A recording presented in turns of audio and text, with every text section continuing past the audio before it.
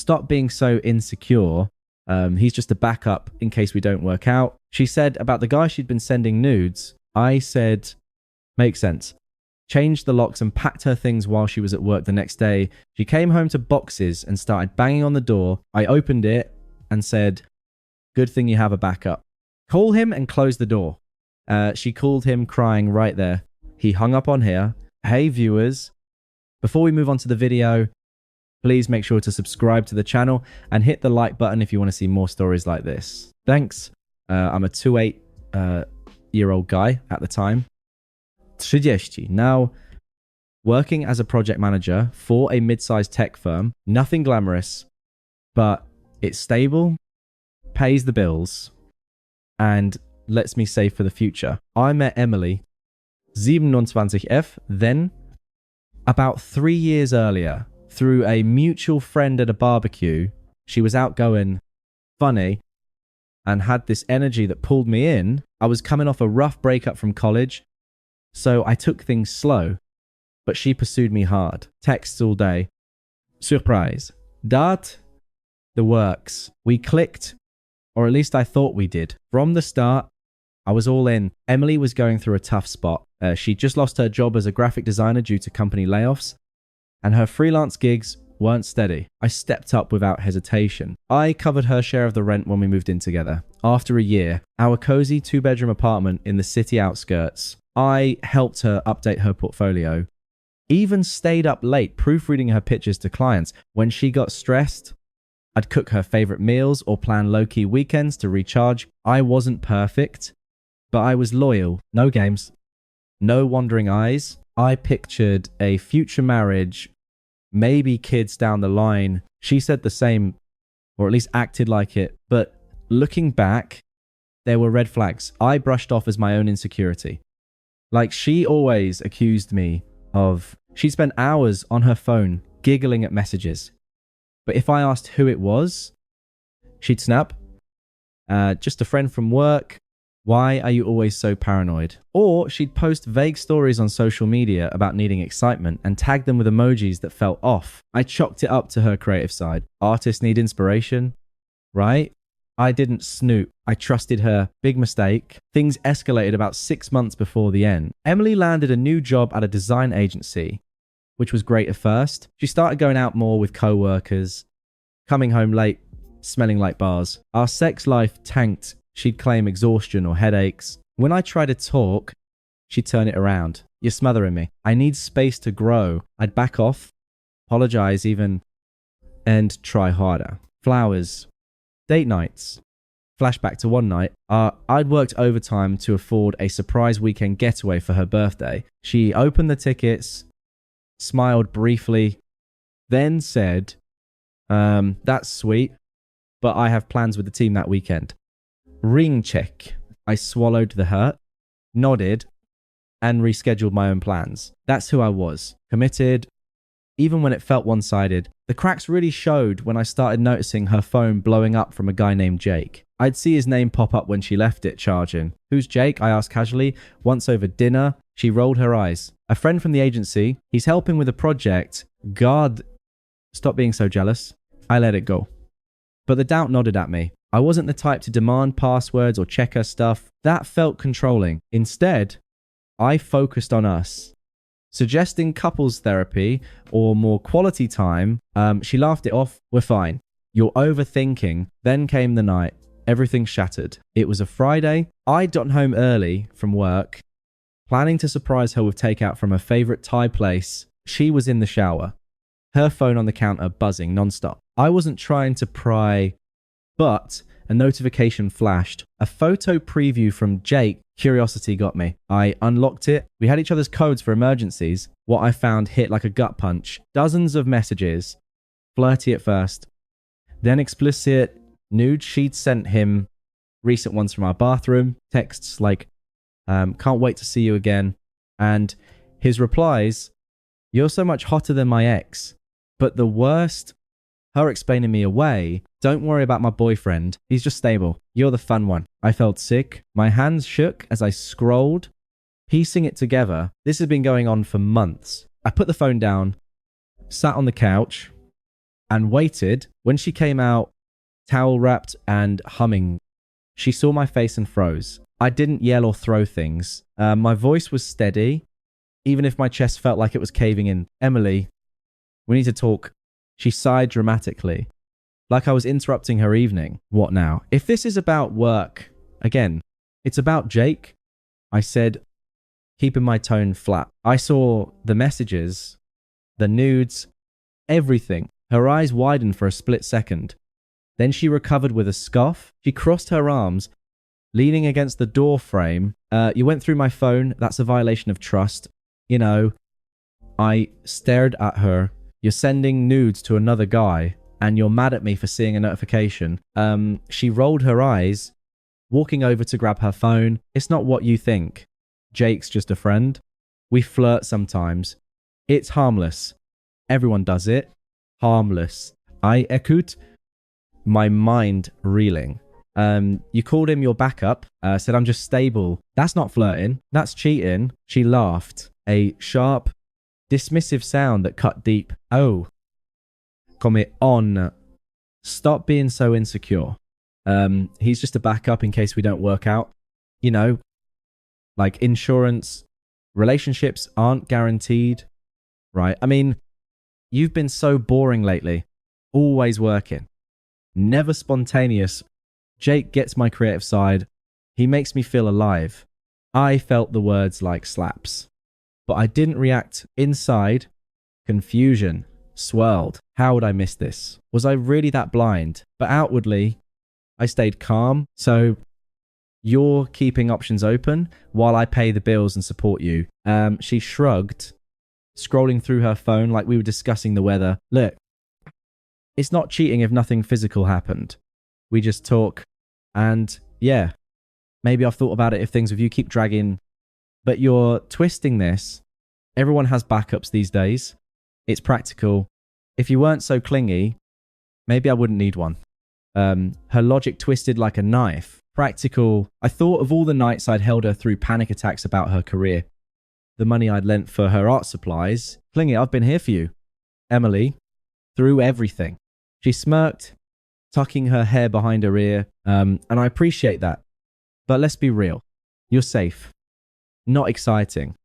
Jake challenges me. If you can't handle a little competition, maybe you're not ready for a real relationship. She paused, her tone turning smug. Honestly, I was going to tell you eventually. This just speeds things up.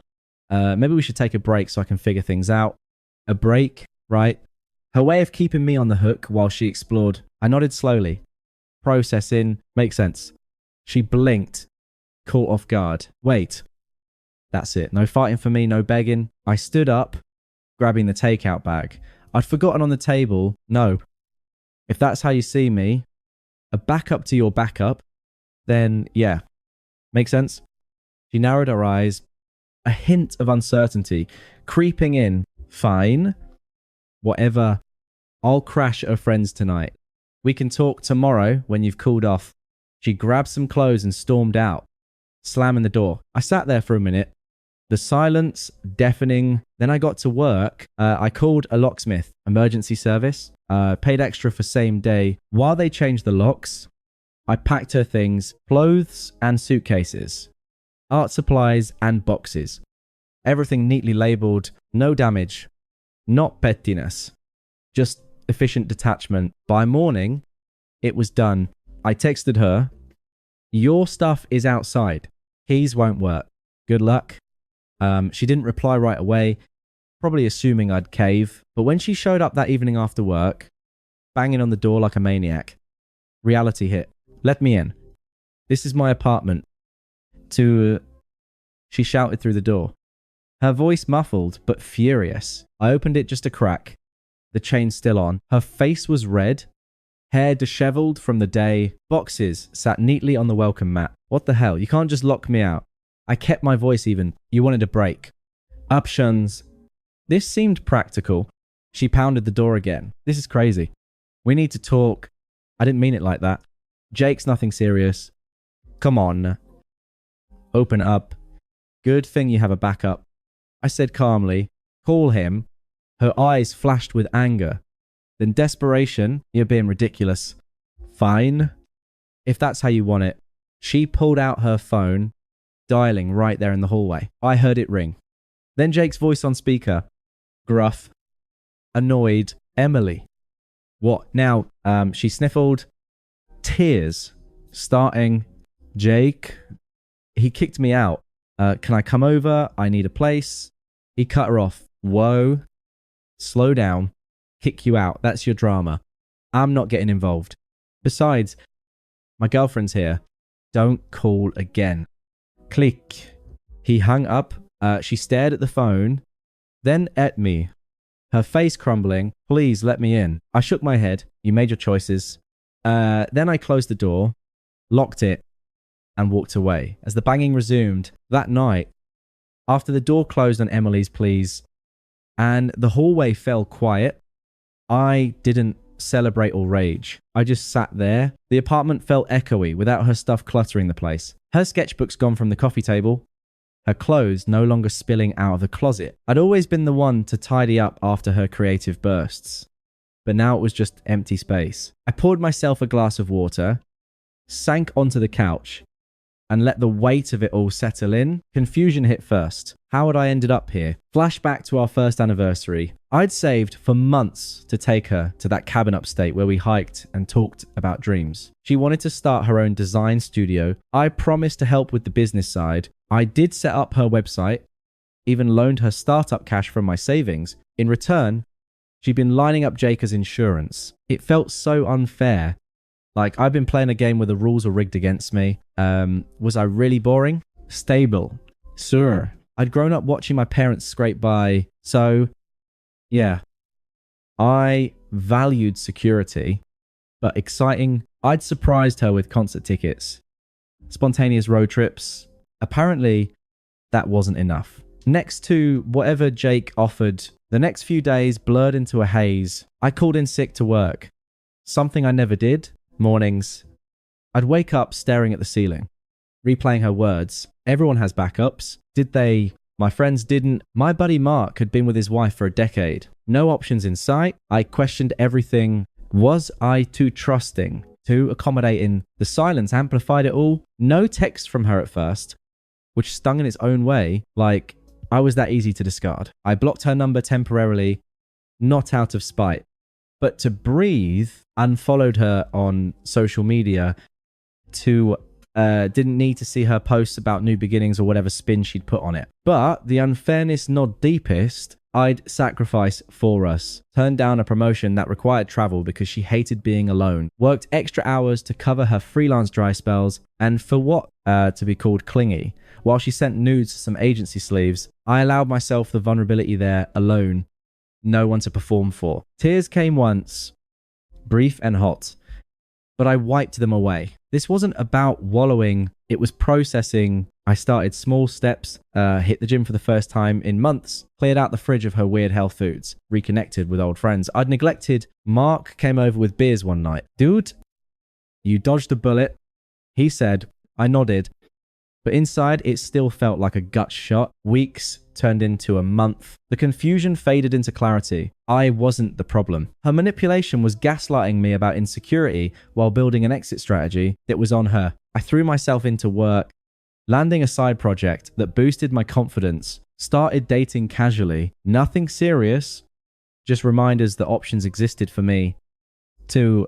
But I didn't rush. The silence became my ally, not my enemy. I realized I deserved someone who saw me as the main plan, not a safety net. By 2 months in, the pain was a dull ache, not a sharp stab. I'd evolved from the guy who'd apologized for her moods to someone who knew his worth. No contact from her end, which I assumed meant she'd moved on with Jake. Fine by me. I was building a life where she didn't fit anymore. Then the attempt started, subtle at first. A mutual friend mentioned her rough patch. I changed the subject, but soon it escalated. It began with a text from an unknown number.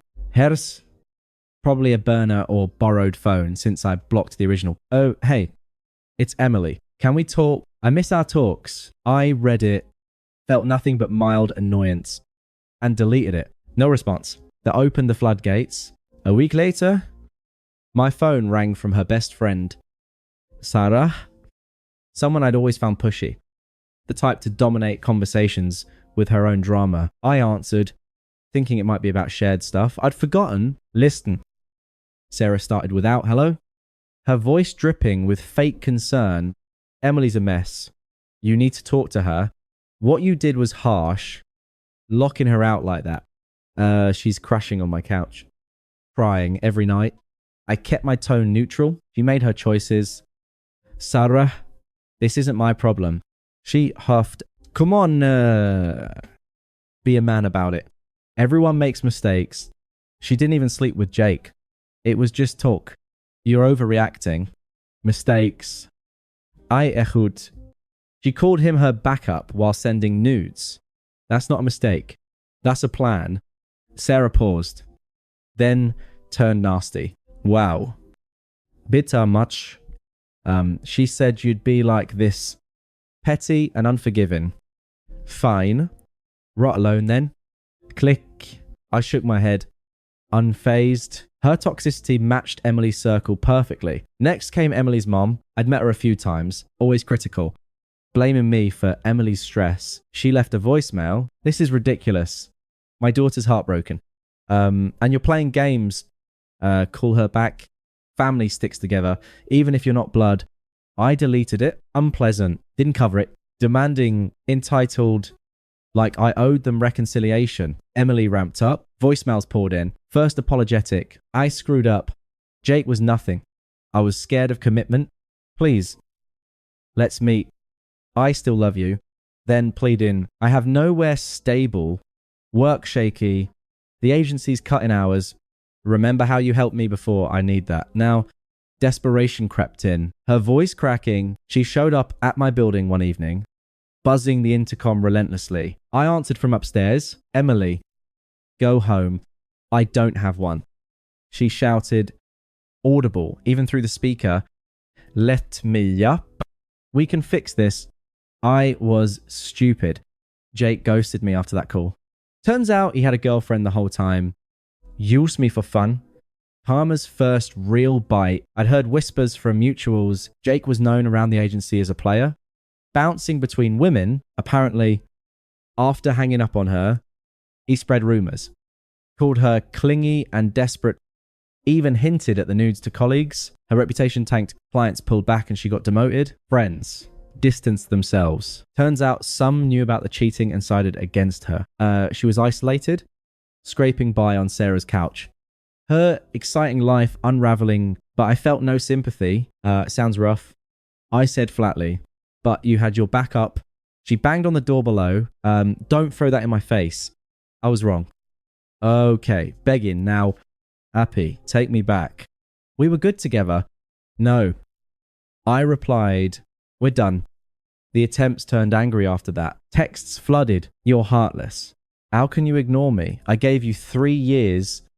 Then accusation. Bet you're seeing someone else already. Hypocrite.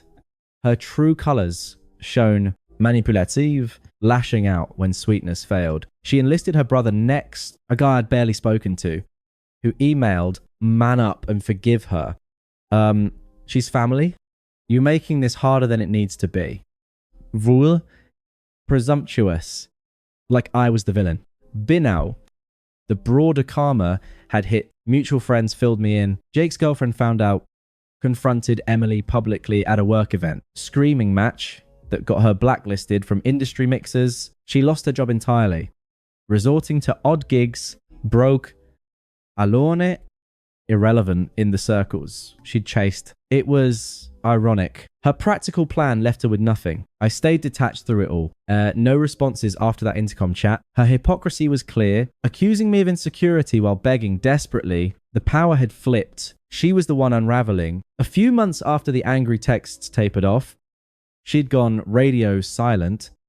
Probably, assuming I'd crack eventually. Life had fully shifted for me. I'd gotten a promotion at work, leading a team on bigger projects, and started volunteering at a local makerspace, turning my organizational skills into something creative. Dating, I'd met someone new, Lisa, through a hiking group. Nothing flashy, but genuine, No backups, no games. She appreciated the stable me, and it felt effortless. Emily, she was a distant memory, like an old chapter I'd outgrown. I didn't think about her well-being or wish her ill. She was just irrelevant. Then came the mutual friend's birthday party. Our old circle, Mark and a few others, had invited me to a casual gathering at a rooftop bar downtown. I almost skipped it, knowing Emily might show, but why hide? I'd moved on. Lisa came with me, and we were laughing over drinks when I spotted her across the room. Emily looked rough. Hair, unkempt, clothes, baggy, like she'd lost weight, eyes scanning desperately. She beelined for me when our gazes met, ignoring the crowd. Hey, she said, voice shaky, but trying for casual. She glanced at Lisa, then back to me. Can we talk privately? I set my drink down, calm as ever. Lisa squeezed my hand, supportive, not territorial, and stepped aside politely. Sure, I said, but make it quick. We moved to a quieter corner. Emily fidgeted, twisting her hands. I didn't expect to see you here. You look good, happy. I nodded. No thanks.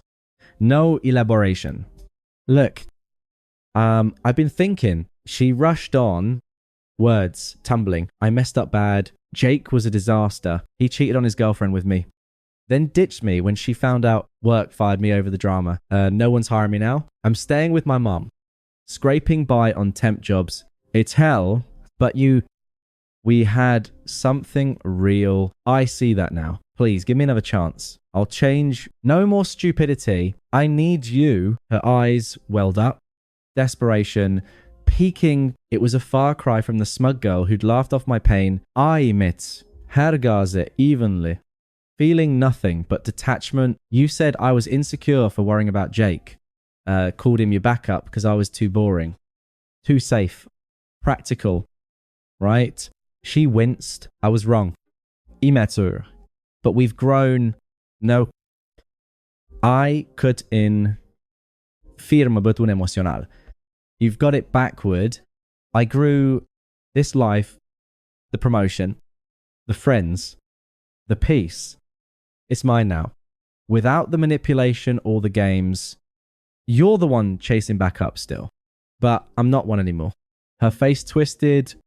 Tears to anger in seconds. So that's it. You're done. After everything, you just throw me away like trash. I shrugged. You threw us away first. And honestly, I don't think about you at all these days. You're irrelevant to my happiness. She stared, mouth agape. As the hypocrisy hung there, the power reversal was complete. She desperate. Me thriving. Lisa waved from across the room. I turned away. Take care. I said over my shoulder. Walking back without a glance. Emily slunk off soon after. The party buzzing with whispers about her downfall. Mark later told me she'd cornered him earlier. Begging for my number again. No, dice. That was the last I heard from Emily. Mutuals say she's still struggling. Bouncing between jobs. Her social circle shrunk to just Sarah and family who apparently enable her excuses. Jake, last I heard, he got canned from the agency for harassment complaints. Karma, all around. I guess, but I don't dwell on it. Life's too good now. Lisa and I are planning a trip, work's fulfilling, and I've got hobbies that light me up. The betrayal stung, but it forced me to level up. If anything, I'm grateful for the clarity it showed me what I won't settle for. For handling it this way, locking her out, ignoring the pleas, delivering that final shutdown. Some might say cold, but after the manipulation and disrespect, I think dignity won out. Thanks for watching. Make sure to subscribe to the channel and hit the like button. What do you think about this story? Share it in the comments.